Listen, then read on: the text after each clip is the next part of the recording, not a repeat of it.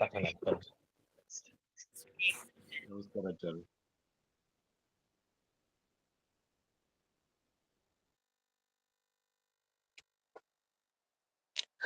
ಸುಮತಿಭಿರನುಮೇಜಂ ಶುಭ್ರಕಾಜಂ ಸಖಾಜಂ ಸುಖಮಜಮನಪಾಜಂ ಮುಕ್ತ್ಯುಪಾಜಂ ವಿಮಾಜಂ ನೃಹಜಮಹಮಮೇಯಂ ಧ್ಯೇಯಮಾಮ್ನಾಜಗೇಯಂ ಸದಜಮಸದಜೇಯಂ ಶ್ರೀಸಹಾಜಂ ಭಜೇಯಂ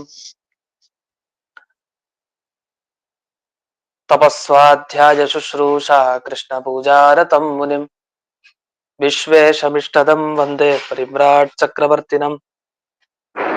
ಶ್ರೀ ಗುರುಭ್ಯೋ ನಮಃ. ಹರಿ ಓಂ.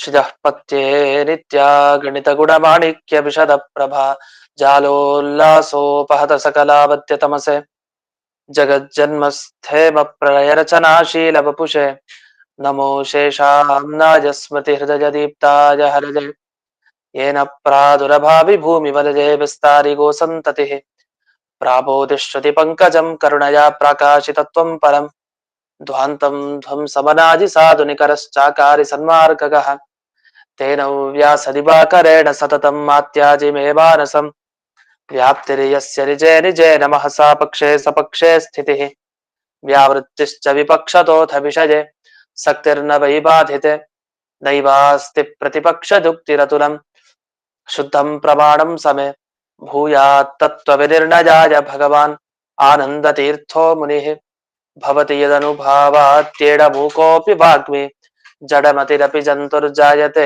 प्राज्ञमौलिः सकलवचनचेतो देवता भारती सा मम वचसि निधत्तां सन्निधिं मानसे च रमानिवासोचितवासभूमिः सन्न्यायरत्नावलिजन्मभूमिः वैराग्य भाग्यो मम पद्मनाभतीर्थामृताब्धिर्भवताद्विभूत्यै पदवाक्य प्रमाणज्ञान प्रतिवादिमदच्छिदः श्रीमदक्षोभ्यतीर्थाख्यानुपतिष्ठय गुरून् मम श्रीमदानन्दतीर्थार्य सन्मनः सरसे भुवि अनुव्याख्यान नलिने चञ्चरे कतिमे मनः न शब्दाब्धौ गाढाः न च निगमचर्चासु चतुराः न च न्याये प्रौढाः न च विदितवेद्या अपि वयं परं श्रीमत्पूर्णप्रभृति गुरुकारुण्यसरणिं प्रपन्नामान्यास्मः किमपि च वदन्तोऽपि महताम् ॐ नारायणं निखिलपूर्णगुणैकदेहं निर्दोषमाप्यतममप्यखिलैः सुवाक्यैः अस्योद्भवादिदमशेषविशेषतोऽपि वन्द्यं सदा प्रियतमं मम सन्नमामि कुपिता हि पणच्छाया समीकृत्य परं सुखं सेवन्ते यत्पदं धीरास्तं भजे वल्लभं श्रियः.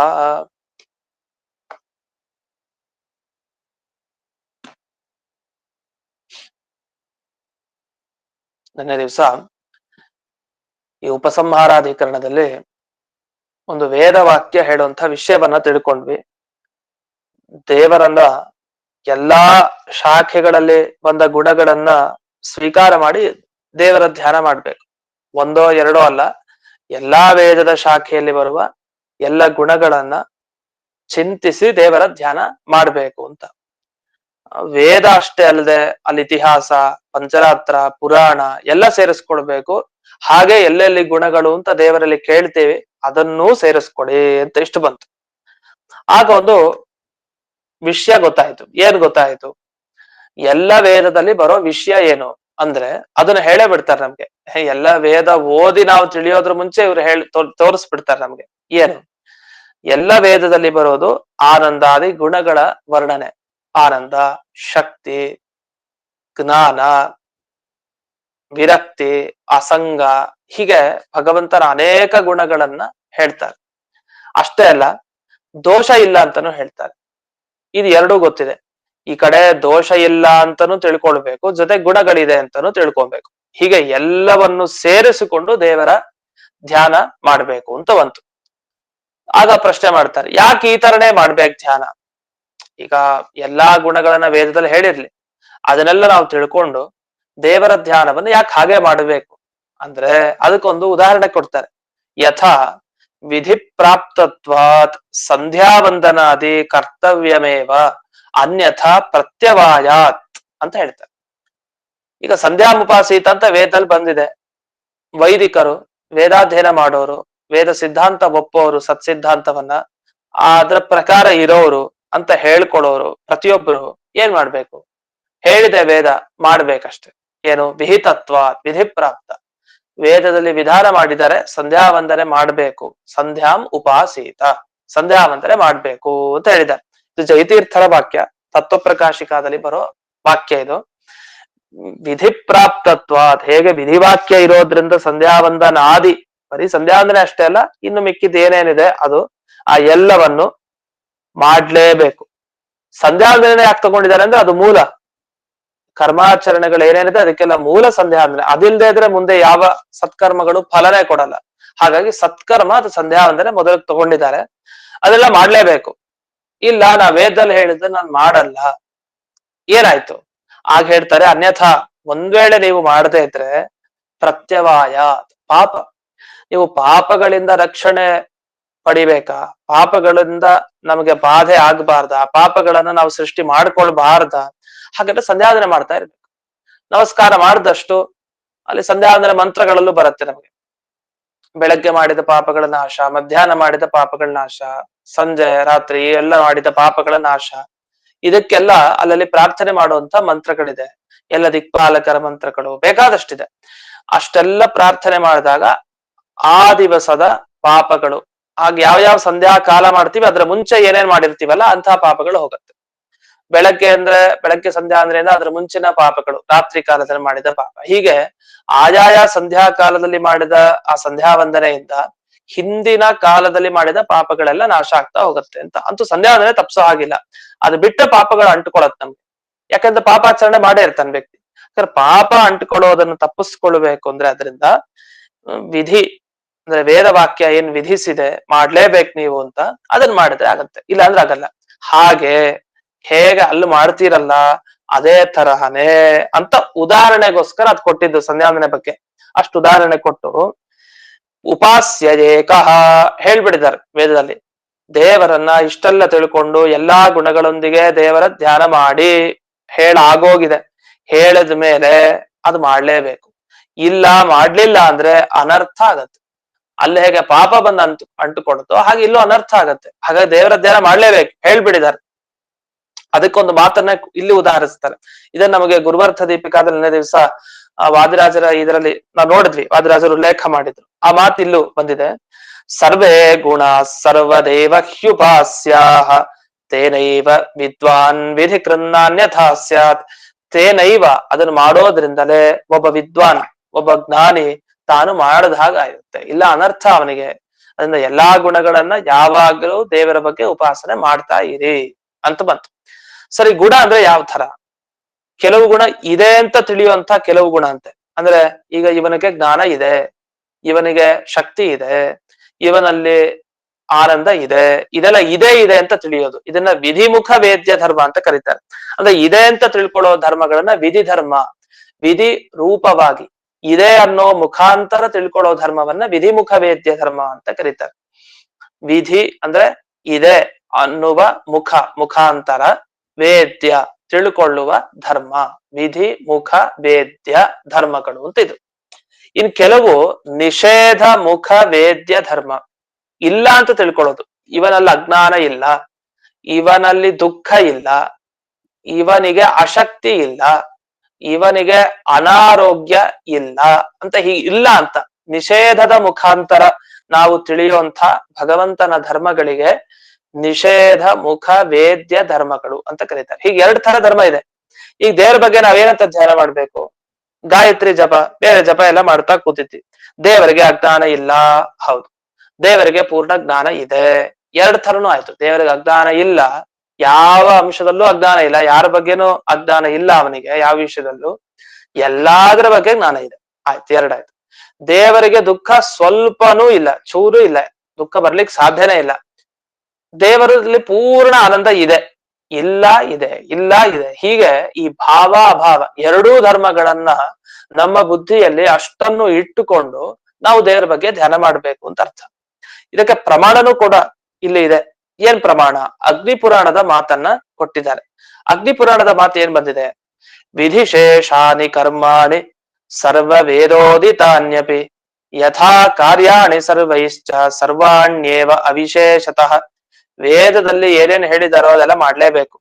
ಅಲ್ಲಿ ವಿಭಾಗ ಏನಿಲ್ಲ, ಎಲ್ರೂ ಮಾಡ್ಬೇಕದನ್ನ. ಹೀಗೆ ಅವ್ರು ಮಾಡ್ಬೇಕು ಇವ್ರು ಮಾಡ್ಬೇಕು ಅಂತ ಕೆಲವು ಕಡೆ ಹೇಳಿಲ್ಲ. ಎಲ್ಲಿ ಹೇಳಿದಾರೋ ಅದ್ ಬೇರೆ ವಿಷಯ.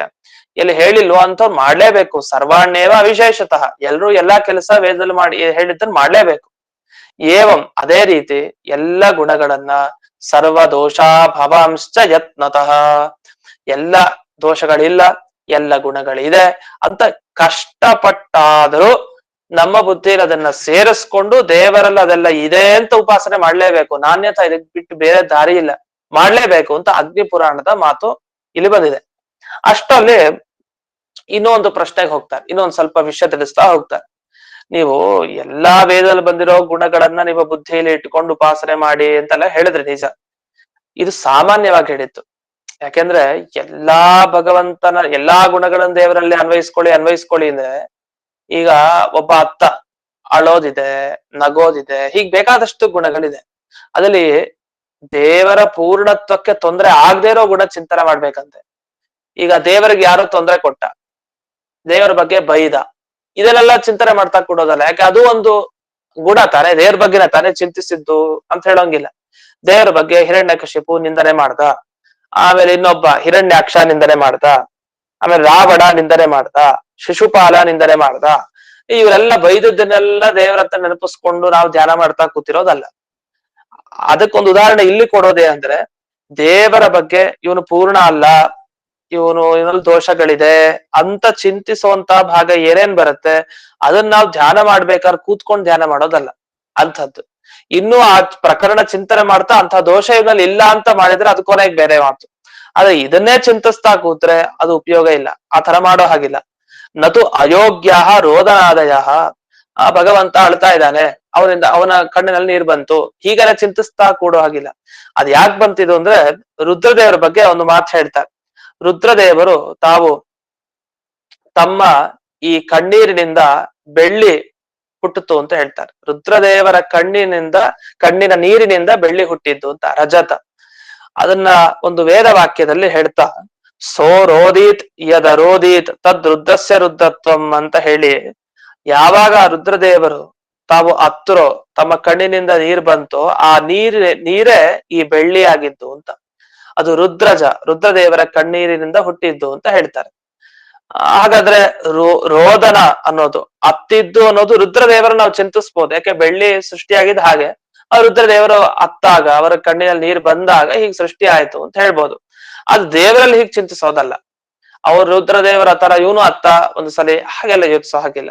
ಭಕ್ತ ಪರಾಧೀನ ಅಂತ ಚಿಂತಿಸೋದ್ ಬೇರೆ, ಭಕ್ತರಿಗೋಸ್ಕರ ಭಗವಂತ ಏನ್ ಬೇಕಾದ್ರೆ ಮಾಡ್ತಾನೆ ಅಂತ ಹಾಗೆ ಚಿಂತಿಸೋದ್ ಬೇರೆ.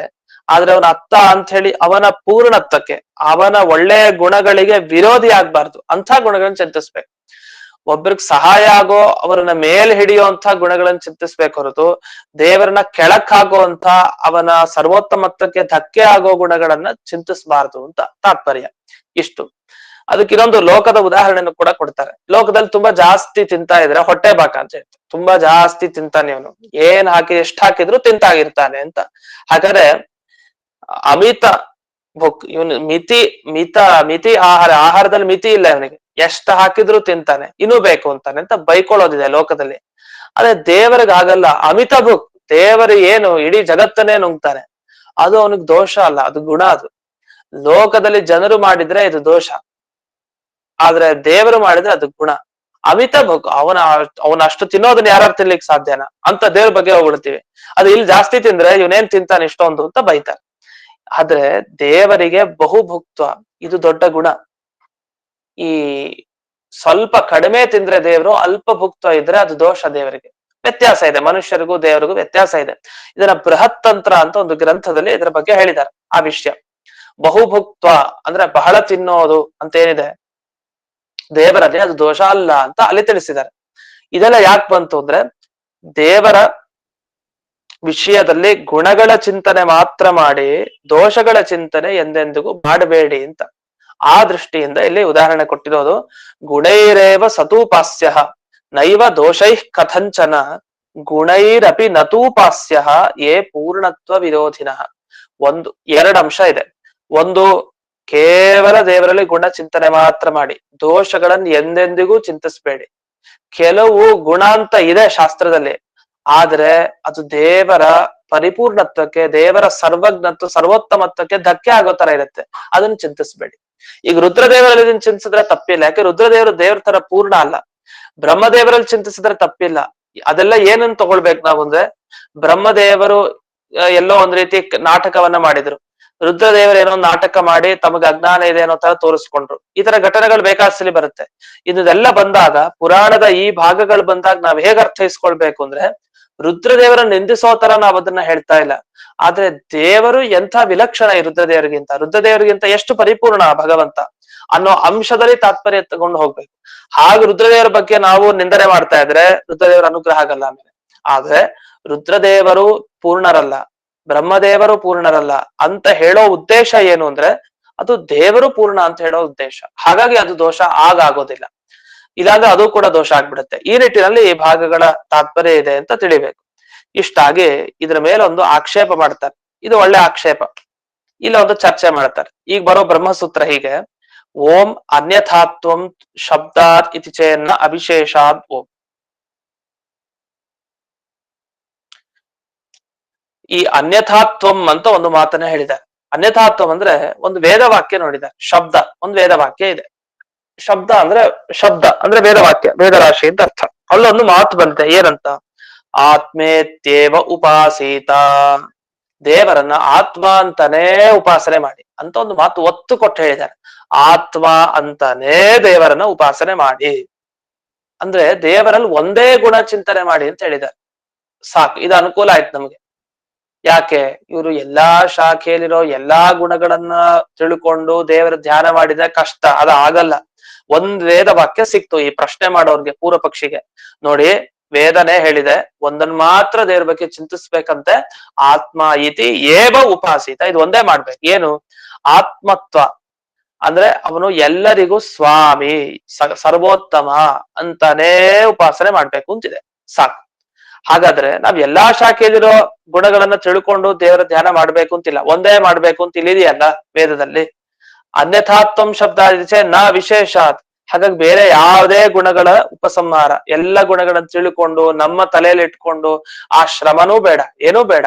ಇದೊಂದು ಧ್ಯಾನ ಮಾಡ್ತಾ ಕೂತಿರ್ತೀವಿ ಸಾಕು. ಆತ್ಮತ್ವ ಅನ್ನೋ ಒಂದು ಗುಣವನ್ನ ಇಟ್ಟುಕೊಂಡು ದೇವರ ಧ್ಯಾನ ಮಾಡ್ತೀವಿ ಅಂದ್ರೆ ಅದಕ್ಕೆ ಮುಂದೆ ಆಕ್ಷೇಪವನ್ನ ಬಿಡಿಸ್ತಾರೆ. ಹೌದು, ಎಲ್ಲಾ ಗುಣಗಳ ಉಪಸಂಹಾರ ಮಾಡ್ಬೇಕಾಗಿಲ್ಲ ಅಂತ ನಿಮಗೆ ಅನ್ನಿಸ್ಬೋದು ಈ ವಾಕ್ಯ ಕೇಳಿದಾಗ.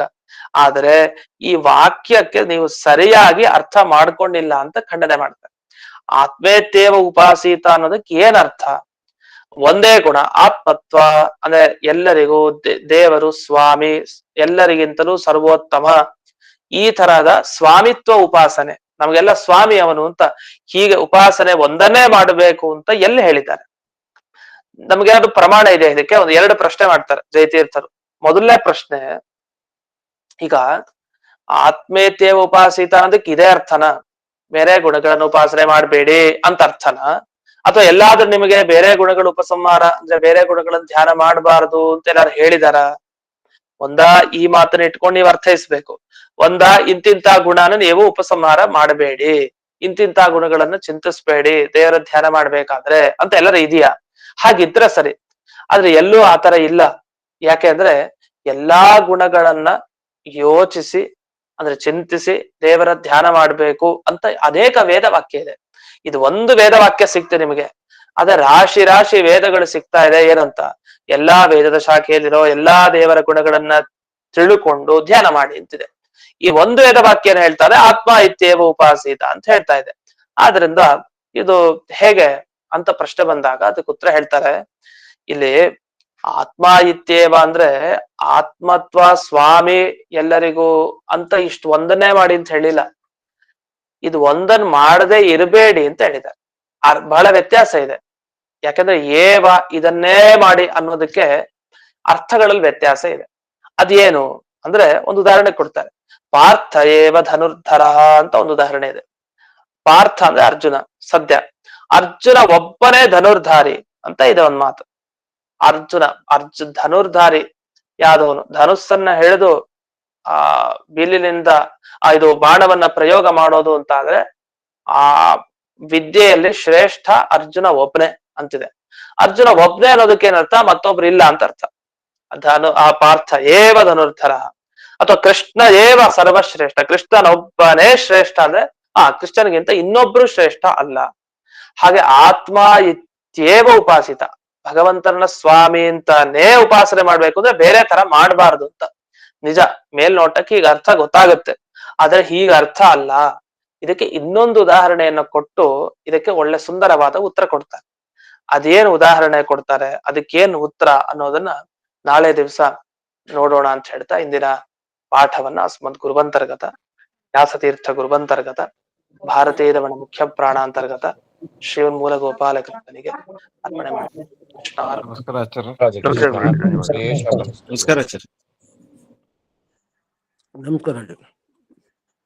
ನಮಸ್ಕಾರ ಆಚಾರ್ಯ. ನಮಸ್ಕಾರ ಆಚಾರ್ಯ.